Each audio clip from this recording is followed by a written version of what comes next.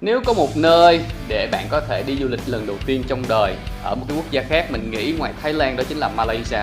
Đây là một quốc gia cũng rất là sôi động, gần Việt Nam, giá cả thì hợp lý, văn hóa thì đa dạng. Lần cuối cùng thì mình đến Kuala Lumpur trước dịch và lần này quay lại cũng như trải nghiệm quốc gia này. Hãy cùng đồng hành với mình trong chuyến đi này nha. Ok, hôm nay mình sẽ bay đi Malaysia, đi Kuala Lumpur. Mình sẽ bay cái chuyến lúc 7:40.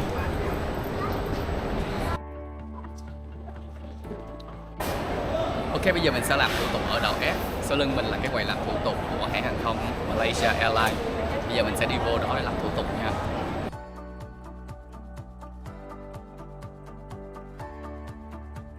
Đã có vé trên tay và mình sẽ bay hãng hàng không Malaysia Airlines. Cái hãng này á là nó được biết đến với một cái chuyến bay đến giờ chưa tìm thấy, nhưng mà mình thấy là lần trước mình đi hãng này á, mình thấy dịch vụ của nó rất là tốt, mình đi mấy lần rồi. Kiểu là hãng hàng không quốc gia của Mã Lai nên là chất lượng rất là tuyệt vời luôn, rồi đồ ăn rất là ngon. Bây giờ mình sẽ vô làm thủ tục và mình lên máy bay nha. Một trong những cái trải nghiệm của mình khi đi máy bay đó là mình trải nghiệm các phòng chờ. Đây là những cái lounge á, và hôm nay mình sẽ đi phòng Jasmine.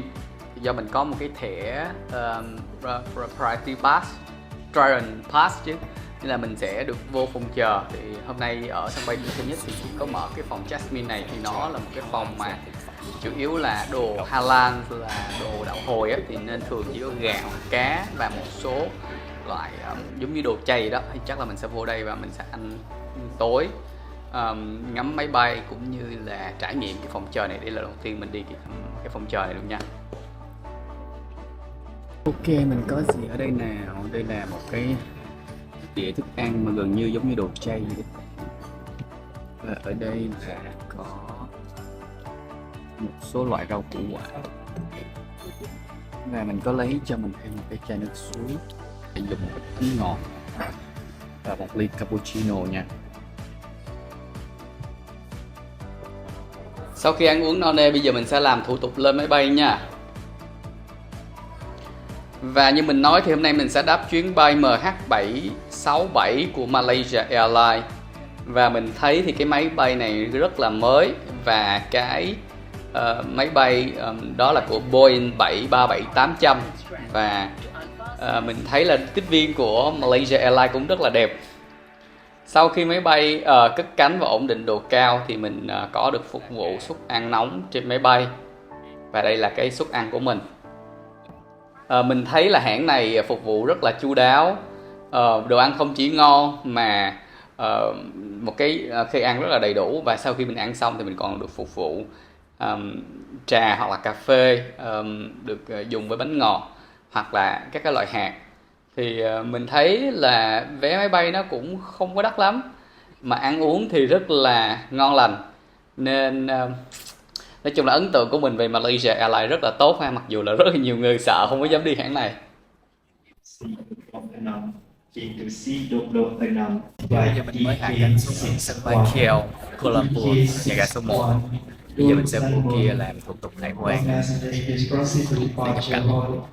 Sân bay nước người ta phục vụ tận răng luôn. Thì đây là một cái máy lọc nước. Trong trường hợp bạn nào mà khát nước thì có thể đến mấy cái máy này để lấy nước uống nha. Lúc này đây thì mình ghé cái quầy đổi SIM của hãng ToonTalk. Thì mình mua một cái SIM khoảng 15GB và Travel Life Plan, và cái giá của nó khoảng 25 ringgit, tức là khoảng 130.000 Việt Nam đồng. Sau khi nhận phòng và nghỉ ngơi thì sáng hôm sau mình đã dậy ăn sáng. Và giờ đây thì mình sẽ đi một vòng để tham quan cái khu mình ở. Thì khu này nó nằm ở khu Chinatown. Và mình phát hiện ở gần đây thì có một cái ngôi đền Ấn Độ giáo Hindu. Mình sẽ thử đi vào trong xem nó như thế nào. Cách mình đi du lịch thì thường mình sẽ, nếu mà mình đi tự túc á, mình rất là thích nghiên cứu về văn hóa, về con người ở nơi mình đến, nên là mình thường sẽ đi thâm nhập vô những cái địa điểm về tôn giáo, về văn hóa để coi. Đây là một cái đền Hindu giáo. Nhìn bên ngoài mình thấy là đặc trưng của các ngôi đền Hindu thì thường họ có một cái trang trí họa tiết rất là cầu kỳ, nhiều màu sắc. Cái không gian bên trong đền là một cái nơi sinh hoạt tôn giáo của những người Ấn Độ.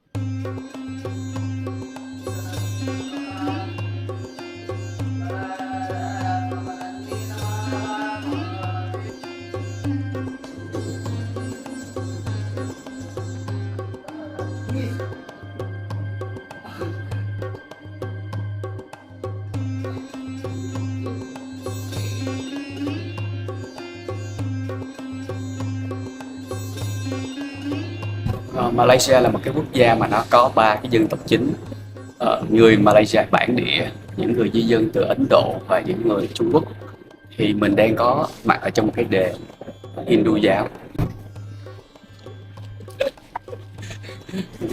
Cái ngôi đền này họ thường thờ những cái vị thần của thần Hindu, và người dân ở đây họ sẽ đến đây để làm lễ.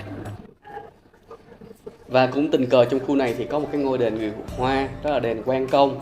Đây là một cái ngôi đền đạo giáo và thờ cái vị thần Quan Vũ, là một cái vị tướng thời Tam Quốc, và cũng rất được tôn sùng ở trong các cái ngôi đền, ngôi chùa người Hoa, không chỉ ở Malaysia mà nhiều quốc gia khác. Và đặc trưng của những cái ngôi đền như vậy á, thì nó sẽ có một cái màu sắc trang trí rất là đặc trưng trong kiến trúc của người Hoa. Màu đỏ là một cái màu may mắn rất là đặc trưng.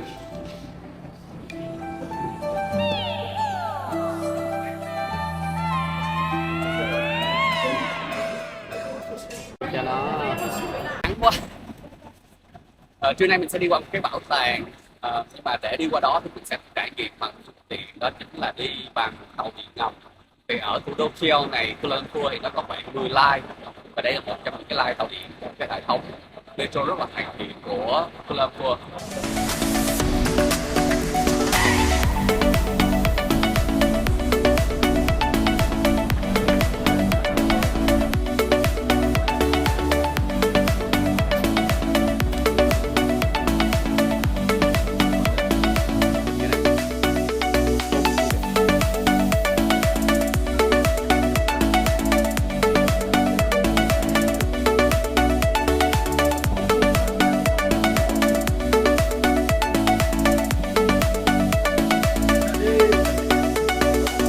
Ok, đây là sơ đồ của khoảng 12 tuyến tàu điện ở Kuala Lumpur. Thì cái tàu điện ở đây á, có cái độ hoàn chỉnh rất là cao, vì kiểu được xây dựng rất là lâu và phủ khắp thủ đô Kuala Lumpur luôn, nên đi rất là tiện. Ok, sau khi rời khỏi tàu điện ngầm thì mình sẽ đi đến một cái địa điểm cũng rất là thú vị, đó là một cái phòng triển lãm trưng bày những cái mô hình thu nhỏ, mà mình có mua cái vé để tham quan cái chỗ này ở trên Klook. Ở trên đường đi thì mình có bắt gặp rất là nhiều hàng quán bán đồ ăn. Người nào mà đi Malaysia nhiều thì sẽ quen thuộc với Tháp Đôi, một số địa điểm khác, thì hôm nay mình sẽ chọn hướng đi là đi những cái hơi ngóc ngách hơn. Ví dụ chỗ này là một cái bảo tàng, những cái mô hình thu nhỏ, kiểu kích thức, gọi là những cái gì đó, những cái gì đó đặc trưng là văn hóa của những cái bang khác nhau của Malaysia, và họ sẽ tái hiện những công trình kiến trúc, văn hóa hay là ẩm thực thành những cái mô hình thu nhỏ rất là thú vị, rất là đáng để xem. Rồi lúc này đây thì mình sẽ đưa cái vé mình đã đăng ký trên Klook cho các anh này để mình làm thủ tục đi vào trong cái phòng trưng bày này. Bây giờ hãy cùng tham quan với mình nha. Mấy cái này là những cái mô hình thu nhỏ rất là dễ thương luôn, và nó sẽ nói về những cái giống như là những cái quán ăn, hay là những cái chỗ bán tạp hóa, hay là một cái bàn điểm sum. Thế này là một cái mâm cơm mà nó gọi là ghi là banana leaf rice, là từ lá chuối á, bày trên cái lá chuối. Thì nói chung là kiểu nó rất là dễ thương, mà mình nhìn vô mình có thể cảm nhận được cái như là đồ ăn, rồi cách bày trí của những cái quầy thức ăn này khơi gợi rất nhiều những cái ký ức và kỷ niệm ha. Điểm thú vị của cái miniature ở Malaysia đó là một cái mô hình thu nhỏ của khoảng 800 mô hình, và được chế tác một cách thủ công và chi tiết. Thì ngoài những cái địa danh rất là nổi tiếng như là cung điện Buckingham, tượng nữ thần tự do, tháp Eiffel, đền Taj Mahal vân vân, thì miniature ở Malaysia còn là một cái mô hình thu nhỏ của những cái làng nghề truyền thống, những cái khung cảnh sinh hoạt đời thường của những người dân địa phương. Và cái nơi này thì mình thấy là nó cũng là một cách rất là hay ho để mình có thể tìm hiểu về văn hóa, về lịch sử, về ẩm thực, về những cái địa danh nổi tiếng của các bang ở Malaysia.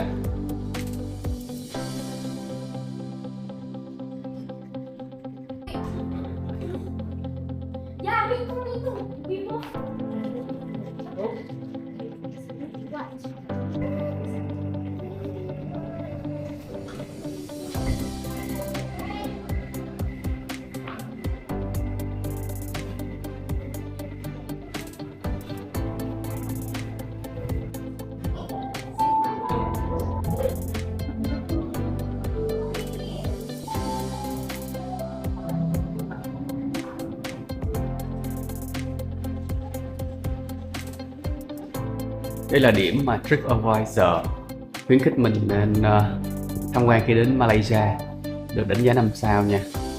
Bây giờ thì mình đã tham quan xong rồi, mình sẽ đi ra ngoài.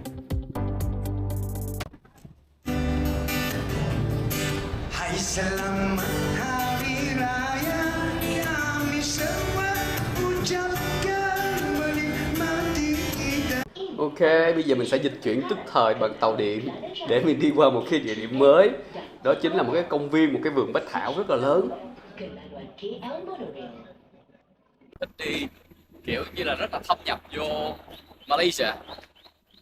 Rất là hay á, là tại vì Malaysia là một cái thành phố thủ đô, nhưng mà ở giữa được rất là nhiều mảng xanh, cây cối, và đây là một cái công viên giống như vườn thực vật á. Lúc mình đi Sing hoặc là đi Mã mình thấy là những cái vườn nó rất là lớn, trồng rất nhiều cây xanh, giữ lại rất là nhiều mảng xanh nên không khí sẽ rất là trong lành. Ở đây là cái bản đồ của cái khu vực này, thì mình đang ở đây.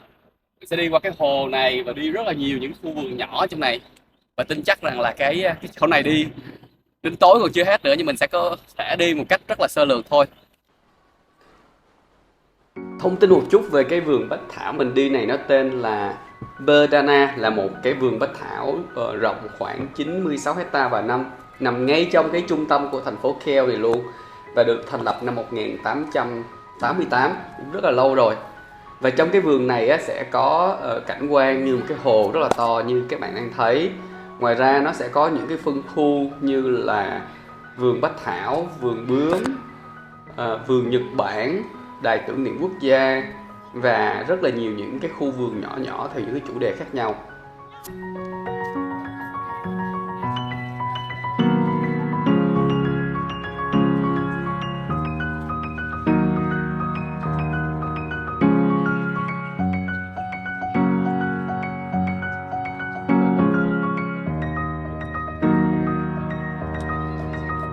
Đây là khu vui chơi dành cho trẻ em, nhưng mà người lớn thì vẫn chơi được nha.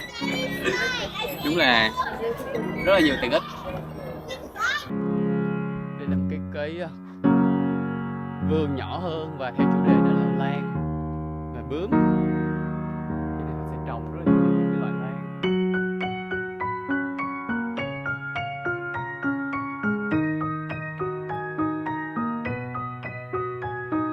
Và họ sẽ thiết kế những cái lối đi. Sau lưng mình đó là cái chợ trung tâm, gọi là Central Market, và cái chợ này nó sẽ có mặt từ năm 1888, tức là cũng rất là lâu rồi. Bao nhiêu năm ta?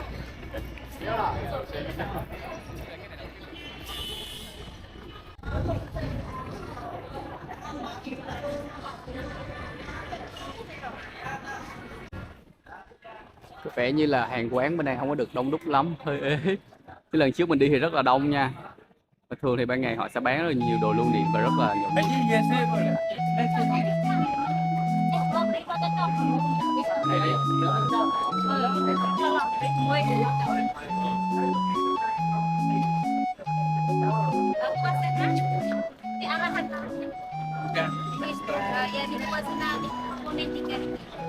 Đây là Malaysia, Kuala Lumpur về đêm. Thì ở đằng xa kia mình thấy họ đang trình diễn nhạc nước.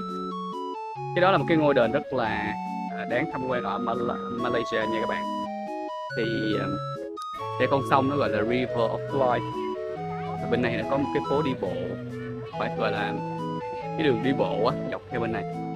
Mình thử đi xuống dưới đó nha.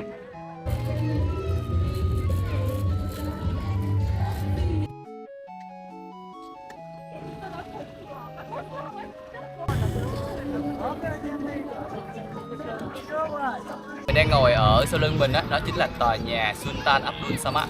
Thì đây là một cái tòa nhà được xây dựng vào cuối thế kỷ thứ 19. và nó được dùng làm cái trụ sở của chính quyền thực dân Anh khi mà họ đô hộ ở Malaysia. Tuy nhiên thì sau khi mà Anh được độc lập, Malaysia được độc lập thì cái tòa nhà được sử dụng để làm một số cái cơ quan bộ của chính quyền nước Malaysia này. Và như các bạn thấy là cái kiến trúc này nó sẽ có những cái máy vòm vân vân, thì nó bị ảnh hưởng bởi kiến trúc nó hơi hướng của một chút xíu Ấn Độ ở trong đó. Và các bạn thấy là một số cái vật liệu như là cái thứ làm nên cái công trình này có màu đỏ, một số cái loại đá, và ở giữa thì có một cái tháp đồng hồ rất là cao, và nó cao đâu đó khoảng tầm 41 mét, cái điểm nhấn của công trình này. Chỗ này tối tối người dân Mã Lai họ ra để họ tụ tập, họ vui chơi. Ở quảng trường này hóng mát cũng rất là đông luôn.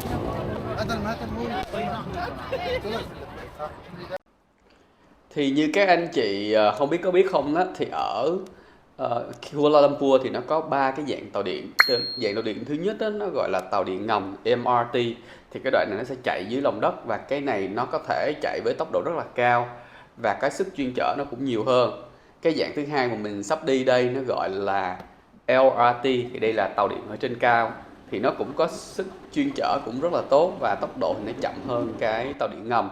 Và một cái dạng còn lại nó gọi là monorail, tức là nó chỉ có một đường ray duy nhất thôi. Và cái loại này thì nó có ít toa hơn, cái khả năng chuyên chở cũng như tốc độ của nó sẽ chậm hơn.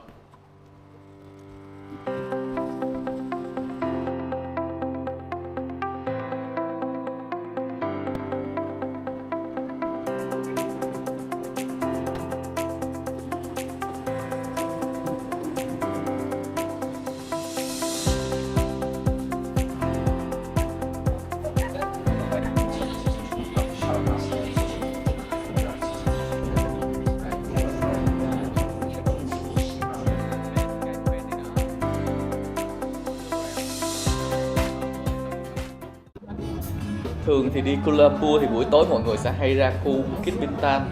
Thì đây là một cái khu được mệnh danh là Golden Triangle, tam giác vàng. Đây là một khu vực rất là sôi động, và ra đây bạn sẽ thấy được là nó rất là nhiều quán bar, những cái khu ẩm thực rất là phong phú, những cái shopping mall và chợ đêm sôi động, như là những cái buổi biểu diễn nghệ thuật đường phố bởi các cái nghệ sĩ đường phố hát hò, và không khí nó cực kỳ khuấy động luôn.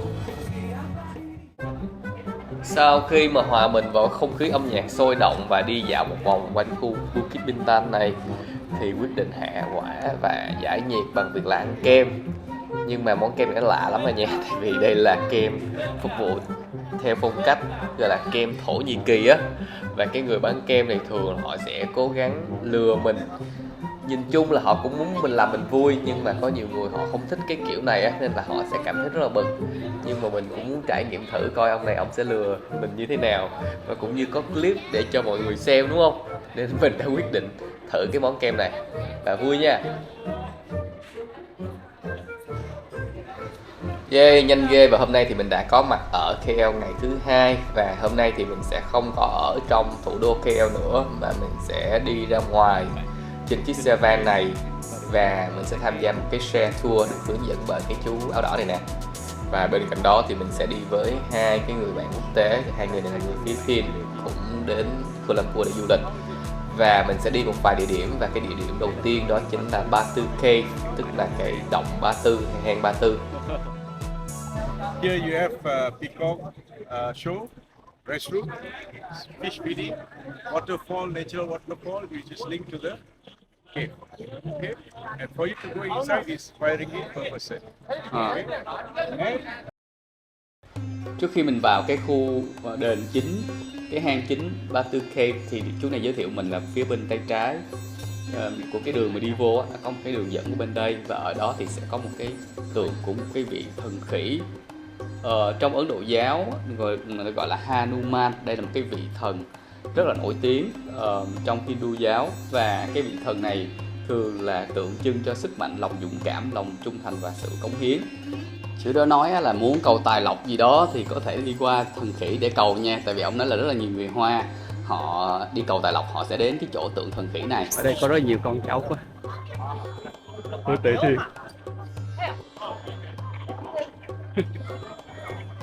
nhiều hầu tử hầu tô quá.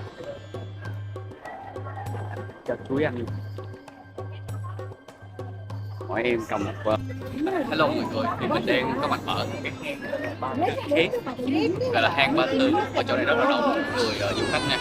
Cái Ba Tư Cave là một cái hang đá vôi hành hương của rất là nhiều người theo đạo Hồi ở Malaysia, cái địa điểm du lịch rất là nổi tiếng. Và cái hang đá vôi này á, là có một cái đặc trưng là có một cái bức tượng rất là to dắt màu vàng, cũng như là có cái cầu thang khoảng 272 bậc. Và cái hang này thu hút rất là nhiều du khách luôn, không chỉ là người theo đạo Hindu mà cả Hồi giáo và những cái du khách ở nhiều quốc gia trên thế giới. Bây giờ mình hãy cùng tham quan Ba Tư Cave nha.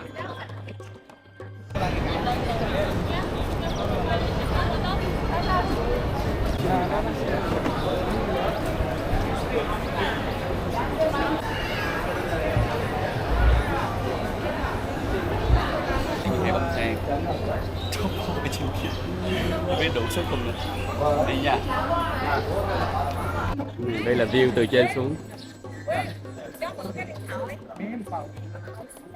Như có một số du khách là người Việt.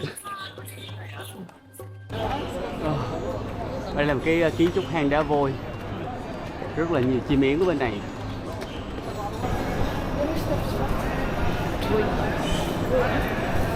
Ô, cái hang này rất là cao nha, cái mái xuống ở trên luôn kìa. Cái vòm của cái hang này rất là sâu luôn, rất là cao luôn các bạn. Cái núi đá vôi. Có vẻ là đây là cái đoạn cuối chính của cái những cái đền này. Rất là nhiều bồ câu ở trong này á. Trên đây là các bạn khỉ nha. Để trên dốc đó rất là nhiều khỉ.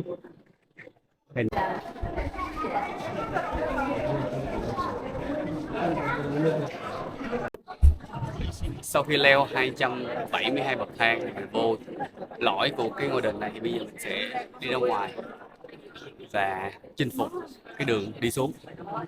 Ok. Trong cái chuyến tour ngày này thì họ có dẫn mình đến tham quan một cái địa điểm, họ giới thiệu về một cái nghệ thuật dệt may truyền thống của Malaysia tên là batik.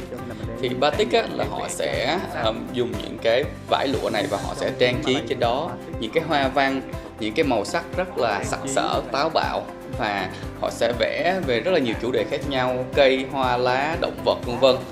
Và đặc biệt là để tạo hình những cái đường hoa văn này, họ sẽ dùng cái nghệ thuật bôi sáp. Sáp được nấu lỏng ra và họ sẽ cho vào một cái dụng cụ và sẽ dùng sáp để tạo ra những cái đường hoa văn, và họ giữa các cái đường hoa văn đó họ sẽ tô màu, họ tạo nên cái màu của cái loại vải lụa này.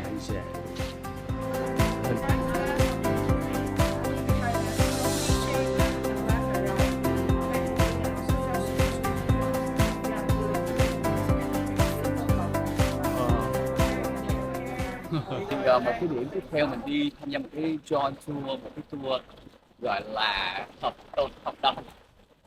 Mình sẽ đến một cái khu này khá là mát mẻ và nó ở phía sau lưng á, thì mình tưởng đang ở châu Âu đúng không? Thực ra cái khu này nó gọi là làng Pháp trên một cái cao nguyên, và trên cái nhìn rất là châu Âu, là phía bên này nè. Đây, cái lâu đài Pháp. Sẽ đi vào chỗ đó để mình tham quan clip coi là gì hay ho.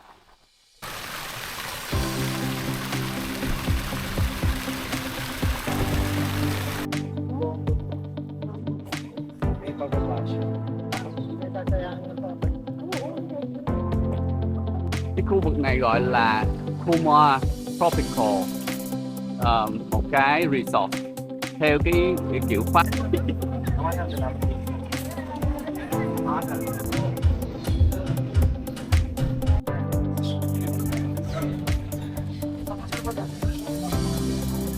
Này là mình đang ở châu Âu chứ không phải ở Việt Nam nha mọi người.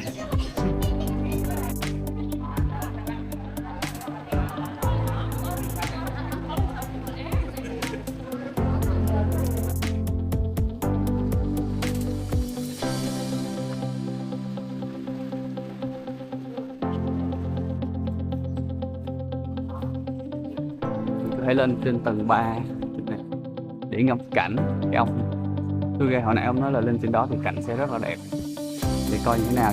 Kiểu nó cũng đầy đủ hàng quán, Starbucks này. Bây giờ mình sẽ leo bộ lên trên cái đỉnh tháp. Cái này chỉ có 3 tầng thôi. Đấy. Trên trên này sẽ nhìn xuống cái con phố hồi lúc nãy.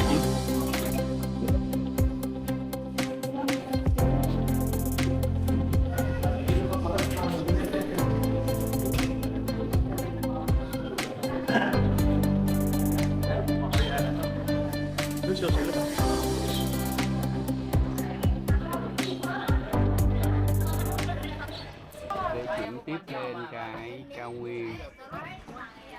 Rồi bây giờ mình sẽ được di chuyển qua một cái chuyến xe bus, và cái xe bus này sẽ vận chuyển mình lên một cái khu nó gọi là vườn Nhật Bản. Nói về cái khu làng Pháp hồi nãy mình đi thì nó cũng giống như Bà Hill mà mình ở Việt Nam vậy đó, nhưng mà mình thấy là nó cũng không có to bằng. Nói chung là tính ra là Việt Nam làm du lịch là cũng rất là hoành tráng, rất là táo bạo á, kiểu cũng là công trình copy, nhưng mà Việt Nam là copy hoành tráng hơn cả cái khu du lịch hồi nãy mình xem nữa. Rồi, đây chính là cái khu vườn Nhật Bản mà đây là một cái điểm tham quan cũng trong ngày hôm nay. Cái khu vườn này thì mình thấy là họ cũng trang trí hoặc là họ xây cất theo cái lối kiến trúc của Nhật Bản, nằm lọt thỏm trong một cái đồi. Và mình thấy là Việt Nam thực ra nó có mấy cái khu mà cũng dùng xây cất là phong cách Nhật Bản và nó hoành tráng hơn rất nhiều. Nó có rất nhiều loại bonsai. Mình nhớ đâu đó hồi đầu mình có đi tham quan đâu đó khu vực Hồ Chí Minh á, ở đâu Hóc Môn á, thì mình nhớ là nó có một cái vườn. Mình thấy là cái độ hoành tráng này chắc là nó sẽ hoành tráng hơn cả cái khu vườn Nhật Bản luôn. Nói chung thì mình cũng hơi thất vọng cái chỗ này một tẹo, tại vì tính ra là Việt Nam vẫn làm du lịch hoành tráng hơn. Nếu mà gọi là copy những khu vườn Nhật Bản sẽ có trồng nhiều cây xanh bonsai hơn, còn cái khu vườn này nó cũng khá nhỏ và đi một lèo là xong rồi.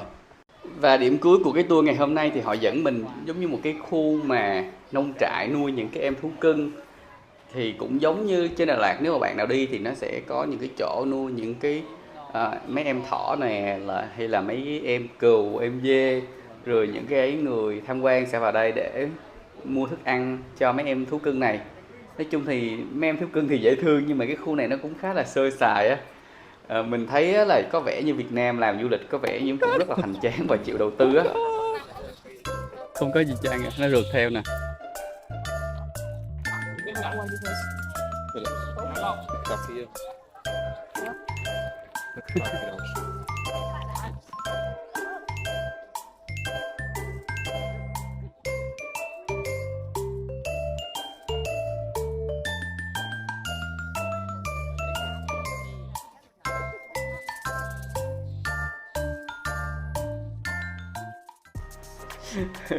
Cuối cùng thì mình đã kết thúc xong cái tour ngày, và tầm khoảng 5 giờ chiều thì mình đã quay lại thủ đô KL. Và mình đã chọn xuống một cái địa điểm cũng rất là nổi tiếng mà ai đến Kuala Lumpur thì thường sẽ tham quan. Đó chính là tháp đôi Petronas. Thì đây là một cái cặp tòa nhà chọc trời và nó được hoàn thành 1998. Thì tại thời điểm đó nó là tòa nhà cao nhất thế giới. Và đến hiện tại thì Petronas vẫn là trong top những tòa nhà cao nhất thế giới nha. Chiều cao của cái tòa tháp đôi này là khoảng 450m với số tầng là 88 tầng. Và mình thấy là ai cũng đến Kuala Lumpur thì họ cũng đến tháp đôi để chụp ảnh tự sướng và lưu lại những cái tấm hình lưu niệm.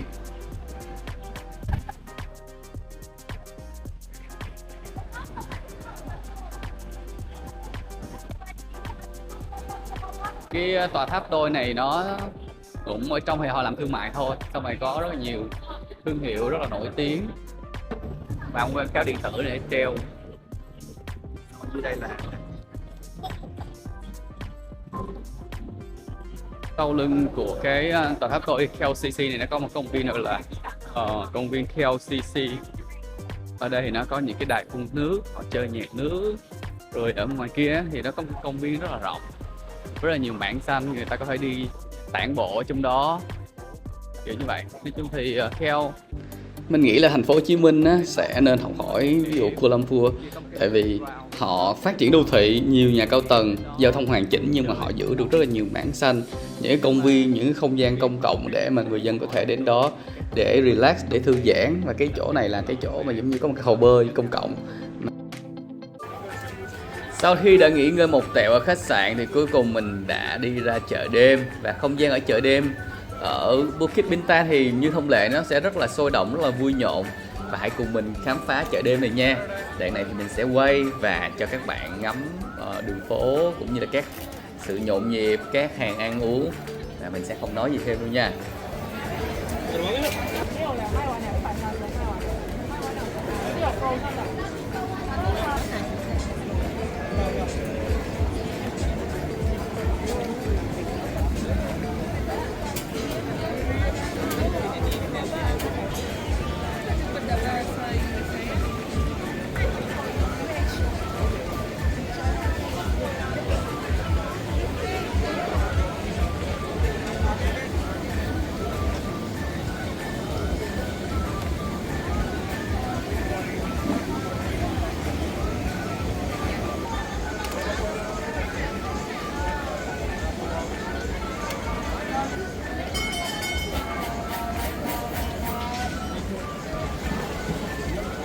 Cái món này gọi là lóc lóc, nó vừa là chiên hoặc là luộc.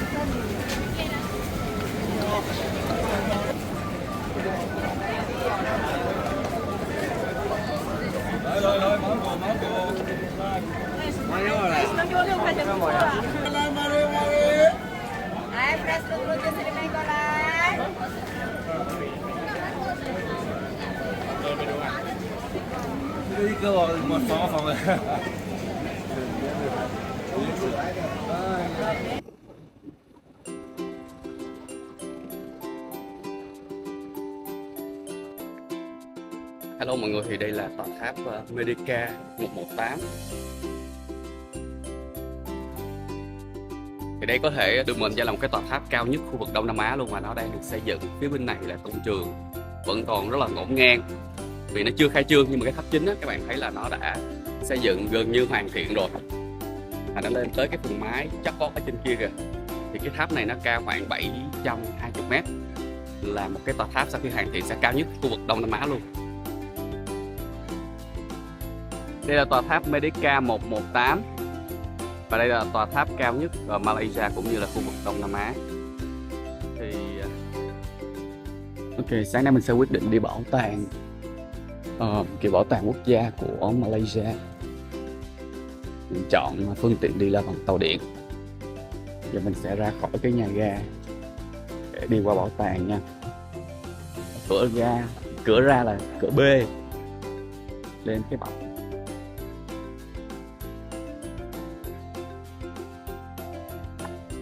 Thời tiết mùa này nói chung là rất là nóng, đang giống như là cao điểm nắng nóng.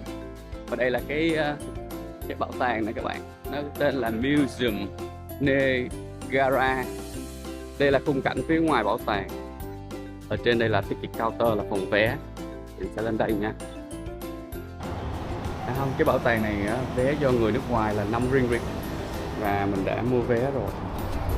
Và đây là vé quan của mình, 5 ringgit dành cho người nước ngoài. Bây giờ mình sẽ qua đây để đưa vé cho cái chú bảo vệ này.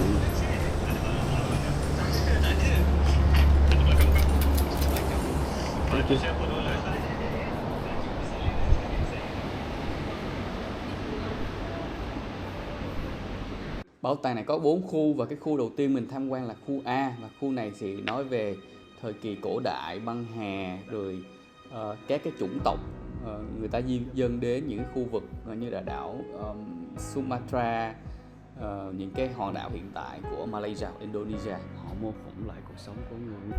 Đến đoạn này là giống như loài người đã biết sử dụng, thay vì từ đồ đá bây giờ chuyển sang đồ gốm. Đến đây là thời đại đồ đồng. Trong này có cả trống đồng Đông Sơn luôn nè. Rồi sau đồ đồng thì đây là đồ sắt. Kiểu lúc này là có sự xuất hiện sự trao đổi hay mua bán á. Một số đồ gốm và cái việc trao đổi và mua bán, early trade, thời kỳ ban đầu. Khu B này là một cái khu trưng bày các hiện vật về văn hóa và truyền thống của các dân tộc Malaysia.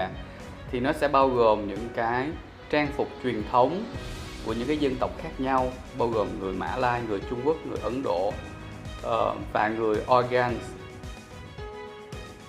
Trưng bày các cái đồ thủ công truyền thống của các dân tộc khác nhau, bao gồm dệt may, gốm sứ và chạm khắc gỗ.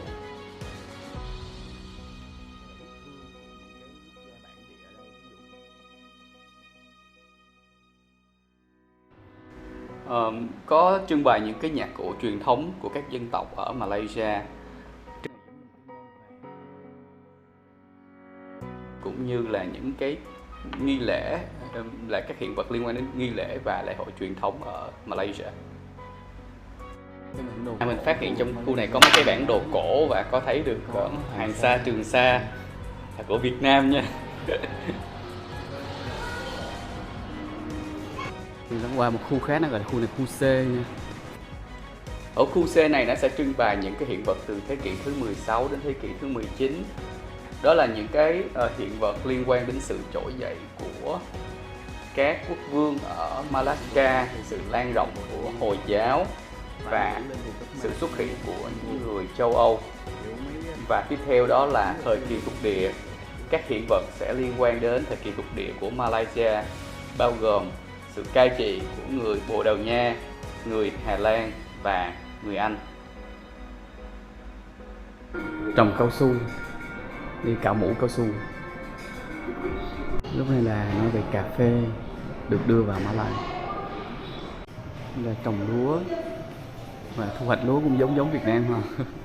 Bây giờ mình sẽ qua bên khu D, là khu cuối của cái bảo tàng này. Như đã biết thì nhiều phần của Malaysia là thuộc địa của Bồ Đào Nha, Hà Lan và Anh. Và đến khoảng cuối thế kỷ thứ 19 thì phong trào đấu tranh giành độc lập của người Malaysia bắt đầu phát triển. Và cái sự phát triển này đã khiến cho dần dần đến năm 1946 thì một số bang ở Malaysia đã giành được độc lập từ người Anh. Và đến năm 1948 thì liên bang Malaysia đã được thành lập và bao gồm 9 bang. Và sau đó đến năm 1957 thì Malaysia chính thức độc lập từ nước Anh. Và việc hình thành cái liên bang Malaysia này á, thì nó bắt đầu từ 1963. Đến năm 1965 thì Singapore tách khỏi Malaysia để trở thành một quốc gia độc lập. Và hiện nay thì Malaysia là một cái quốc gia liên bang, bao gồm 13 bang và 3 lãnh thổ liên bang.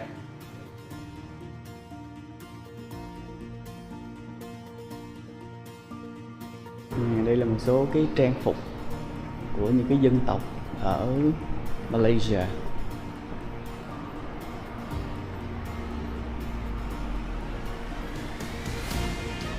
Malaysia là một cái quốc gia mà giao thoa mạnh của ba nền văn hóa, Malaysia bản địa, người Trung Quốc và người Ấn Độ. Ok, thì mình đã tham quan xong cái bảo tàng này. Nói chung thì mình đi lướt qua thôi, là không có nhiều thời gian để có nghĩ là tìm hiểu thật là kỹ á. Nhưng mà đây là một cái địa điểm mà mình nghĩ là bạn nào đến Malaysia thì cũng nên đi để tìm hiểu thêm về văn hóa, về đất nước, con người Malaysia. Sau khi tham quan bảo tàng xong thì mình cũng về khách sạn để lấy hành lý và sẽ đáp chuyến bay từ Malaysia về Hồ Chí Minh, và mình sẽ đi hãng Air Asia. Và cái điều thú vị của sân bay Kuala Lumpur là mình có thể tự check-in hành lý và ký gửi hành lý chỉ trong vài phút thay vì phải chờ đợi hàng dài. Cái việc mà tự check-in và gửi hành lý á, sẽ giúp giống như là mình tăng cái sự tự phục vụ á, và họ cũng ít tốn nhân sự hơn cho việc vận hành cái việc mà giống như check-in cũng như là ký gửi hành lý. Sân bay Kuala Lumpur là một cái sân bay rất là lớn và có năng lực phục vụ tới 160 triệu hành khách mỗi năm.